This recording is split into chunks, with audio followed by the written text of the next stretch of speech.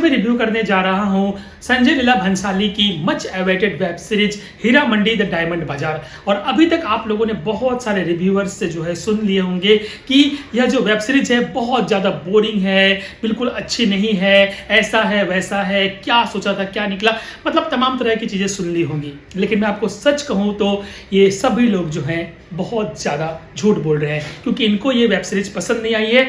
और इसकी एक वजह ये हो सकती है कि इनको शायद जो है इसमें डेप्थ ज़्यादा मिल गई हो, या फिर ये लोग इस कहानी से जुड़ाव नहीं महसूस किए होंगे। लेकिन मैं आपको ये बता दूं कि इस वेब सीरीज में कहीं पर भी कोई भी प्रॉब्लम नहीं है। ये वेब सीरीज बहुत ही बढ़िया है। हाँ, बशर्ते अगर आप किसी रिव्यूअर की तरह इसे अगर आप एक बार में देखना चाहेंगे तो बिल्कुल ये आपको रास नहीं आएगी। अरे क्या ज़रूरत है एक बार में देखने की, ये कोई थिएटर में देखने वाली फिल्म तो है नहीं इतनी लंबी। इसे आप वेब सीरीज की तरह ही देखना है, जैसे कि सीरियल्स देखते हैं, रोज़ एक देखिए या रोज़ दो देखिए, ऐसे करके देखिए। खत्म करने की क्या जरूरत है जल्दीबाजी में, इसलिए वो तनाव पैदा करती है। मैंने इसे खुद, आज 3 तारीख है, 1 तारीख को आई, मैंने थोड़ा थोड़ा करके देखा। एक दिन 3 एपिसोड, दूसरे दिन 3 और आज 2 देखे मैंने। और सच कहूँ, जब आप आराम से इस एपिसोड को देखेंगे, सारे एपिसोड्स को देखेंगे, तो आपको बहुत ही अच्छा लगने वाला है। इसमें जो कमाल का काम किया है डायरेक्टर संजय लीला भंसाली ने, और जो इनका राइटर है मोइन बेग, जिनकी कहानी है 15-16 साल से इस पर वो बनाने का, जो इसे बनाने का सपना देख रहे थे, तो नेटफ्लिक्स के साथ मिलकर के इन्होंने कोलैबोरेट करके इस वेब सीरीज को बनाया है। तो ऐसा नहीं है कि वेब सीरीज जो है इसमें कहीं कोई कमी नहीं है, कमी की बात भी करेंगे, लेकिन कमी इतनी ज़्यादा निकाल रहे हैं लोग कि इसके कारण इस वेब सीरीज का मजा खराब हो रहा है। लोग जो इसके बारे में निगेटिव फैला रहे हैं, लेकिन मेरे साथ ऐसा नहीं है। मुझे पर्सनली यह वेब सीरीज जो है बिल्कुल अच्छी लगी है। क्या इसमें कमी है, ज़रा सोचिए। इसमें इतने अच्छे से एक्टर्स हैं, कलाकार है, सेटअप है, डिजाइन है। हाँ, गाने से आप जुड़ाव नहीं महसूस करेंगे तो गाने को आप स्किप कर सकते हैं। थोड़ी लंबे लंबे एपिसोड्स हैं, वो इसलिए क्योंकि इसमें कहानी एक नहीं कई लेयर्स है। 1920 से ये जो कहानी शुरू होती है, प्री इंडिपेंडेंस से, फिर चलती आती है, तो इसमें लेयर्स है कहानी की कि तवायफों का किस तरह से योगदान रहा, किस तरह से उनका जीवन बदला। इसमें एक देवदास वाला एंगल भी आपको मिलेगा, जो कि प्रेम कहानी वाली बात है।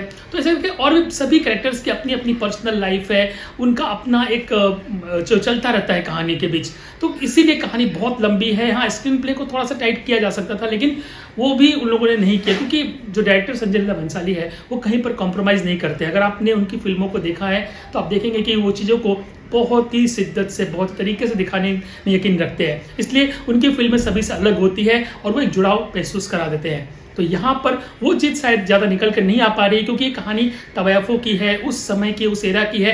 लेकिन अजय इससे आप जुड़ाव ना महसूस करते हुए अगर आप इसे ऑब्जेक्टिव तरीके से भी देखेंगे तो आपको यह वेब सीरीज जो है पसंद आएगी।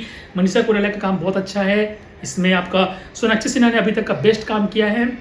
ऋचा चड्ढा, संजीदा शेख, अदिति राव हैदरी, सरमन सहगल, अध्ययन सुमन, शेखर सुमन, फरदीन खान, फरीदा जलाल, न जाने कितने एक्टर्स की भरमार है यहाँ पर। तो सेटअप डिजाइन ये वो, हाँ आप ये कह सकते हैं कि आप उससे मतलब सेटअप डिजाइन से आपको कोई मतलब नहीं, लेकिन मैं इतना कह दूं कि इस वेब सीरीज को आप देखिए, जरूर देखिए और धीरे धीरे देखिए। और क्या यह ऐसी वेब सीरीज होनी चाहिए कि जैसे कि मिर्जापुर टाइप की जो वेब सीरीज होती है, या फिर कोई ऐसी वेब सीरीज होती है जिसमें कुछ सेक्स, न्यूडिटी, अश्लील गालियाँ ये सब दिखाई जाती है, लेकिन ये तवायफों की कहानी होते हुए भी, कोठे वाली कहानियाँ होते हुए भी, जी हाँ, यहाँ पर उस स्टैंडर्ड को मेंटेन किया गया है। जो औरत की जो लाज होती है, गरिमा होती है, उसे शिद्दत से दिखाया गया है। कहीं पर भी कोई न्यूडिटी नहीं है। हाँ, कंटेंट भले ही एडल्ट है, लेकिन फिर भी जिस शिद्दत से संजय लीला भंसाली ने इस वेब सीरीज को बनाया है, निर्माण किया, जिस भव्य स्तर पर बनाया है, देखने में आंखों को एक अलग ही सुकून मिलता है।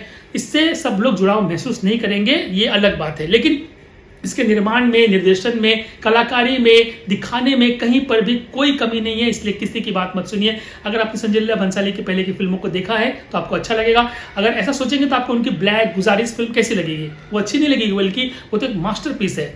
तो इसीलिए मैं कह रहा हूँ कि सभी की बातों को मत सुनिए। मैं इस वेब सीरीज को देता हूँ 4 आउट ऑफ 5 और मेरी तरफ से यह वेब सीरीज आपको हाईली रिकमेंडेड है। लेकिन आपको खुद को थकाना नहीं है, पकाना नहीं है, आराम आराम से देखना है। एकदम से दिमाग पर प्रेशर डालकर देखेंगे कि मुझे सब एपिसोड खत्म करने हैं तो लंबे लंबे लगेंगे। समझिए कि एक दिन में इस मतलब 8 घंटे के एपिसोड है ना, तो आप इसमें 4 फिल्म के बराबर इसको समझ के देखिए। सोचिए कि आपने 4 फिल्मों को देखा तो आपको अच्छा लगेगा। 2 घंटे के हिसाब से एक फिल्म को पकड़ के चलिए। और जल्दी भी क्या है, नेटफ्लिक्स तो आपसे नहीं कह रहा है ना कि जल्दी जल्दी खत्म करो, तो इसीलिए मैं कह रहा हूँ आप लोग इसे देखिए, और बस जो निगेटिविटी फैल रही इस वेब सीरीज़ के बारे में, हीरा मंडी द डायमंड बाजार के बारे में, इसे स्टॉप कीजिए। अच्छी वेब सीरीज है, बिल्कुल देख सकते हैं। अगर आपको मेरा रिव्यू अच्छा लगा है तो प्लीज़ दोस्तों इस वीडियो को लाइक कर दीजिए, शेयर कर दीजिए, चैनल को सब्सक्राइब कर दीजिए। मैं मिलता हूँ आपसे अगले वीडियो में एक नए कंटेंट, टॉपिक, रिव्यू या फिर अपडेट के साथ में। नमस्कार, जय हिंद, जय भारत।